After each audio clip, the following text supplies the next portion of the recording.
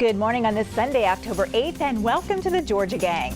The Georgia Senate opens its own investigation into the Fulton County Jail. Also, the Fulton County District Attorney is reportedly offering plea deals to some defendants in the 2020 election interference case.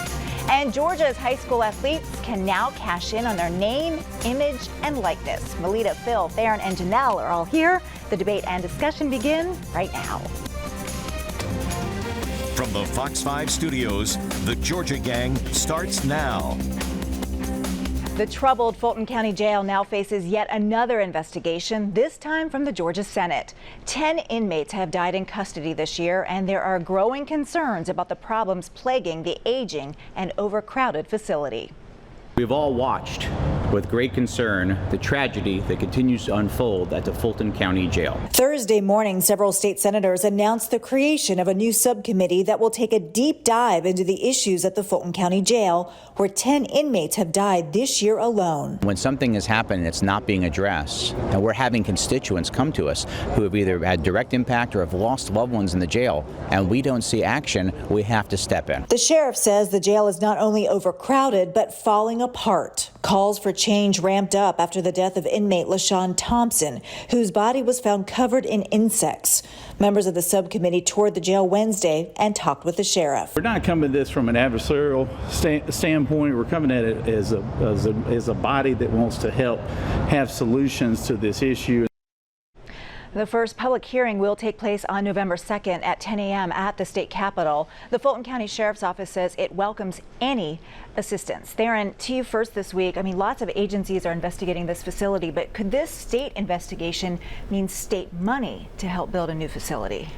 Well, that's something that I think we would wait and see that comes out of this sort of discussion. But the thing that was interesting to me is what Lieutenant Governor said, that this is not an adversarial sort of effort from the state to investigate or to look at practices in the jail. And I think what the sheriff said immediately is that we welcome it. Like, you will see that we've tried everything we possibly can to try to make this jail a better, safer place for inmates to await trial and to make sure that they, basically live. But the thing that also really is interesting to me, just seeing the optics, right? You got these, many of those are my friends, state senators out there, particularly John Albers, a good man, done a lot of great work to help the city of Atlanta, help Fulton County. But I just want that same enthusiasm to the state jail, to the state corrections, right? There are a lot of similar challenges that the county jail is facing, that the state jail is facing. So I take the lieutenant governor at his word for now, but I think that if I were Fulton County, I welcome this panel to come in and look at and tour, but also make sure that they are willing to help and to be a willing partner. Phil. Well, let's step back and look at the big picture. And I think we all agree, we've agreed in the past, that Fulton County needs a new ultra-modern jail, period, end of discussion, and that the blame falls on the Fulton County Commission. This has been going on for years.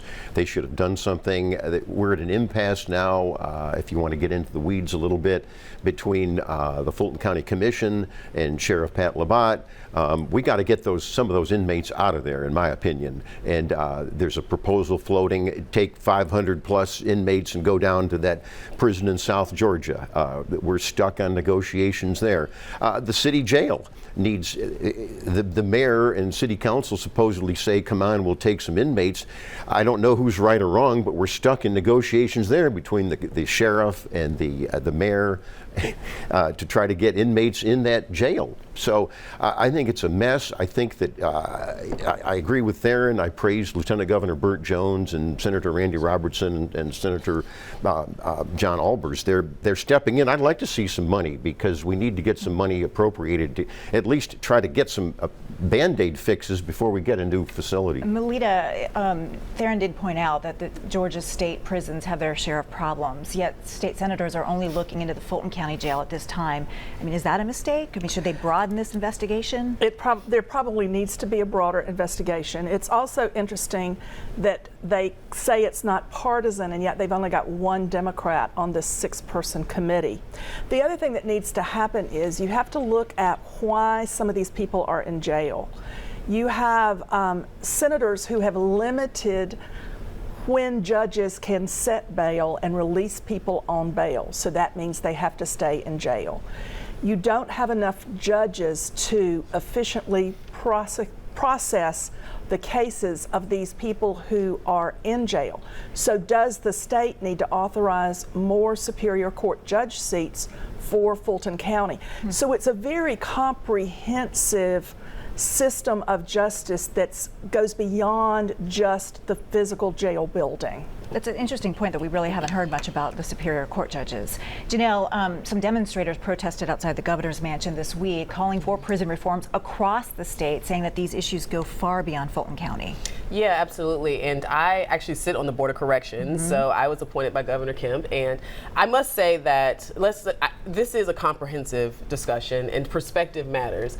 As we are recording right now, a lot of my Board of Correction family members are going to mourn the loss of one of our own that was killed in prison due to an inmate, and he was a correctional officer, Officer Clark. And so I want to make sure that we always have perspective. One of the major perspectives is that when you think about these communities, I call it communities. In prison, particularly on the state level, you have the most violent offenders all in one area. Particularly one particular prison where about 90% of the inmates are extremely violent criminals. I don't want to always highlight the negative, and I say this because there are thousands and thousands of employees that go to work every single day and interact with these individuals so that we don't have to interact with them. Not to mention that there's so much positive that's being done. When it comes to the state level, the medical care that these prisoners see is faster than the medical care that we see. A lot of times they get same-day services if they need it. When it comes to career, technical, education, we're seeing record numbers as far as people that are being rehabilitated. So there are a lot of positives that are happening right now. Unfortunately, it's not salacious enough to get in the news, but there are a lot of positives that are happening, and I don't want to always highlight the negative. That being said, well, I mean, there's a lot of negative. That being said, I mean, you have to look at reality too. I was getting to that. Okay. So that being said, I want to make sure we point out as well that there are interactions that are not correct. So one of the things that Phil and I talked about that I thought was really good was that we do have an intake center that we can consider, separating the violent criminals from those who are not violent, so they're not all kind of in the same area while they're going through the intake process. And there are definitely things that we can do to help correct this. But I just want to make sure that we are not highlighting so much of the negative, because recruitment is an issue as well. And when you have recruitment issue, when you're only talking about the negative, people are not going to want to go to work. As a result of this past death, we did see an increase, which was a positive, where it was 5 additional people decided that they wanted to work with the Georgia Department of Correction, and I appreciate them and value them. So I just want to make sure that we have balance and perspective to the discussion. Well, let's talk about what the negative might be. The negative is there were 243 in-custody deaths in the state corrections system in 2022, and at least 155 in-custody deaths this year. Plus, we have criminal enterprises running from behind the walls of state prisons. Massive criminal enterprises. And so, if we're going to be serious... That's not correct. Well, they're calling out hits. They're defrauding people of millions of dollars. Read Charles Bethay's article in the New Yorker. Read the investigative series that the AJC has written. These are serious problems. And if you're going to be tough on crime, we need to be tough on crime within the prison system itself. Phil. Well, let me just say this. I think, and I've talked to Janelle about this, I think the commissioner, he's only been on the job since last December. I want to see a strategy on dealing with a lot of these problems. And yes, there's some things that were uncovered in some of these investigative stories that are shocking. In the Smith prison alone, there were 6 deaths of inmates and employees just since January. So I think the commissioner needs to do some PR and needs to explain what the strategy is in dealing with this. I am glad to hear at the Jackson Diagnostic Center. I've written about this and spoke about it for years. You've got hardened criminals and murderers being processed along with white-collar criminals and 19-year-olds that have just got in the system, and that's crazy. And I'm glad they're finally going to separate them. I don't know what took so long, but we're thinking about that. Well, I hope they do. I don't know what's there to think about, but anyhow, I do think that the state again needs to look in. I don't know why we don't have more shakedowns, and then there's the cell phone problem. We got to deal with that. Well, just real quick. I think the thing, just listening to this conversation, you hear all sides, right? I know a lot of these state senators who are standing up there, they look at the show, and I think what you've heard here is that there's problems on the state. I mean, Melita, those are statistics that we should all be horrified about, right? But we also had 10 deaths in 1 month in the Fulton County Jail. So we're talking about hundreds and hundreds of people dying in a jail system that is either state funded or county funded. And so I just implore these Democrats and Republicans, local and state, to come together and fix this comprehensive problem that is happening not just in Fulton County, but all over the state of Georgia. I mean, the problem is the can has been kicked down the road so many times that now we're really having to come to fruition and fix these problems. So thank you all for that discussion. Up next, some defendants in the 2020 election interference case are reportedly considering plea deals. We'll discuss after the break. Have a question or comment for the Georgia Gang? Email them at georgiagang@foxtv.com. According to the AJC, Fulton County prosecutors are offering plea deals to some defendants in the 2020 election interference case. We know bail bondsman Scott Hall became the first co-defendant in the case involving former President Donald Trump to take a plea deal. Hall pleaded guilty to 5 counts of conspiracy to commit intentional interference with the performance of election duties. Melita, obviously Fani Willis and her team are going after the high-profile folks in the indictment, including former President Trump and also Rudy Giuliani. Yes, and so this is kind of a dance, a legal dance where you go after those at the lower end of the spectrum of involvement and try to offer them a plea deal in exchange for testimony so that they kind of flip, get a lighter sentence, and then you build a stronger case against those at the top of your pyramid with more charges. And obviously, because they have the most charges, Giuliani and Trump are at the top of the pyramid, and some of these other players are lower down, and many of them are considering plea deals. Phil. Well, let's talk about what is a plea deal. It doesn't mean they're necessarily going to flip. If you take a plea deal, you still have your attorney there. You can be asked any questions, but the attorney will say, no, stop, don't answer that. There's attorney-client privilege. There's a work product if you're an attorney. So that doesn't necessarily mean that there's flipping here. You're supposed to tell the truth. And some of the Trump people are saying, we're just going to tell the truth. We're innocent. Theron and Janelle are smirking over here. I think Janelle may agree on this. I don't want to speak for Janelle, but, you know, and I don't want to say in the streets, and Phil teases me when I say my people, but for where I come from, if you take a plea deal, you're snitching. All right, and you know we know what happens to snitches. But no, listen, I think what happens to them? They get stitches. They get stitches. But no, let's bring it back to what Melita said. This district attorney now is playing chess, right? So she indicted 19 people. The Republicans had their time to respond. We knew that there was going to be some plea deals. Scott Hall, as you mentioned, was the first. So now that she's offering them, if these individuals, they got to make decisions, and that is, how loyal am I to Trump? How loyal am I to what I did or did not do? And you know, think about what they're going through right now. They've been put on the public. They're about to go to trial, and so it really all depends on what's in the deal, and what are they willing to tell, and what are they willing to exchange. But you have to tell the truth. They're going to tell the truth, but what's in the deal, and then I think that, look, I have a dear friend. I always talk about loyalty. You know, we talk about loyalty in politics, and he reminds me. He was like, "Look, I don't believe in loyalty, right? Because when self-preservation kicks in, and when you're up against, you know, the family, he was like, loyalty goes out the door. So we just have to wait and see what happens." If you're looking at time in one of these prisons, woo. Janelle. Okay, so to your point, I agree. I mean, I saw where it said 5 misdemeanor counts in exchange for his testimony. The exchange means there is an exchange, right? So there's going to be something that's going to be said. That being said, I feel for the people that are involved in this. I really, really do. They don't have $200 million or $250 million like the president has. They don't have, you know, countless attorneys that's just going to bat for them. A lot of times they're struggling to raise money to pay for their own legal fees. So I say take the deal. I mean, look, I'm not one of those people. I will take a deal, because especially if that means that I'm looking at getting in trouble and you're not, okay? And we all are in this together. If we're all in it together, then we all need to go down together.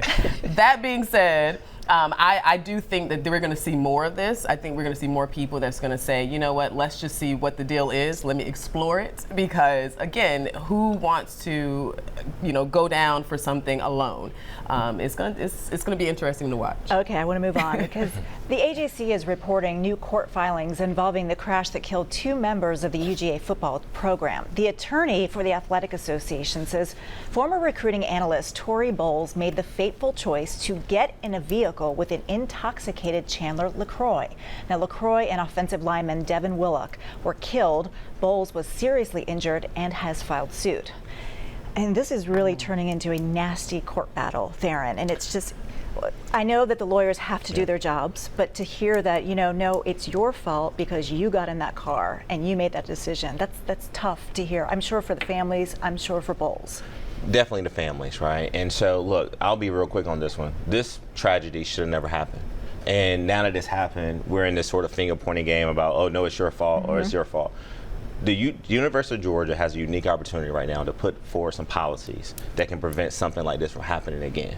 And while I understand you got to let the legal process kind of play itself out, lawyers get involved and that's their job, but UGA cannot miss this opportunity to put in some new policies to make sure that something this tragic never happens again. Phil. Well, I agree with you, and especially the use of these vehicles. I think they're addressing that. They never should have been out there carousing and drinking.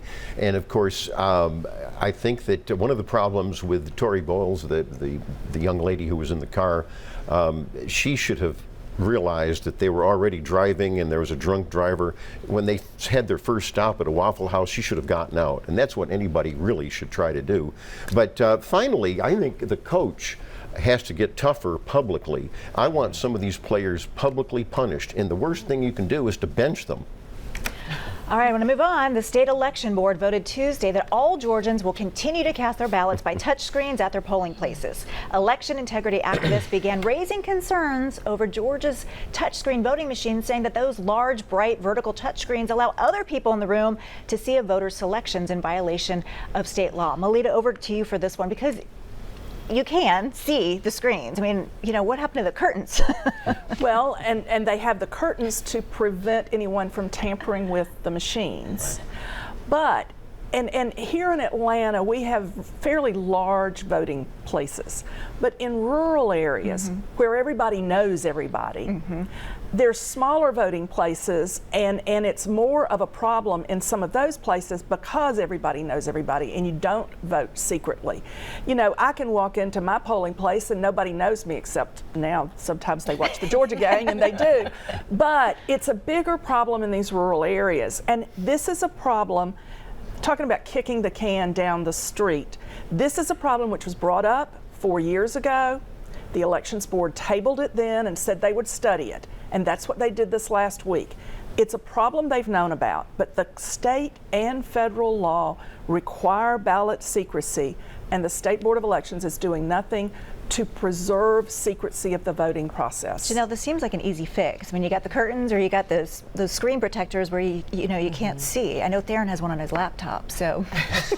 I mean, we also have absentee balloting too. I mean, if you want to be that private, right? So okay, when it comes to this, I feel like this is going back to the machines, right? I mean, let's just go ahead and call a spade a spade. This is a machine issue, which I feel we've kind of ran down the road with and taken it way out of control. And the reason why I say that is because the real issue people have is with the software. And I know we're still discussing that, right? That's the real issue. The machine itself, if these are Dominion machines, I do know that the founder of Dominion created the screen to be that large for his elderly family members because they weren't able to see. So that's kind of where that came from. Again, for me personally, I don't really care if you see who I'm voting for. I mean, most people be shocked anyway when I ask for a Republican ballot. I always get the look. So, I mean, but so welcome to my world, right? I mean, it's okay. Just, if you're all looking at your own screen, you won't see everybody else. All right, coming up.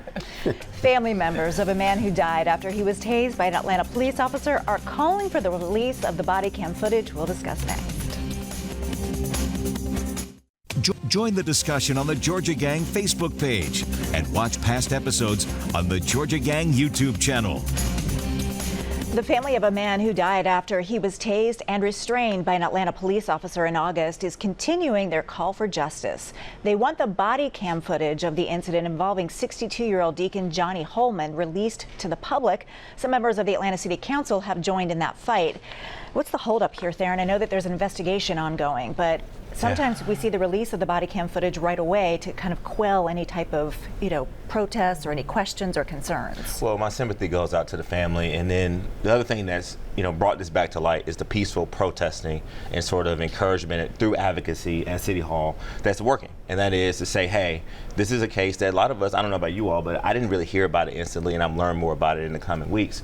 And so this is a classic example of when you are being arrested, everyone should deserve the right to be able to get home safely to their families. No one should die while they're being put in custody. Now, again, there's an ongoing investigation, so I also want to hear the officer's standpoint. Yes. But we'll hear that, Lori, once the body cam footage is released. And I think the body cam footage will either help the defendant side or help the cops as well. But ultimately, this 62-year-old Deacon, Mr. Holman, should have actually been able to make it home safely that night or that day to his family. Phil? Well, we all agree everybody ought to make it home safely after a traffic stop. And alive. And alive. Sure, it goes without saying, but you should follow the officer's instructions. This is what is missing from your argument. It's an arrest. It's not a conviction. You can get your lawyer. You'll have your say in court. And yes, let's look at the body camera footage. But just to brush this off, and yeah, we haven't heard the officer's side of it.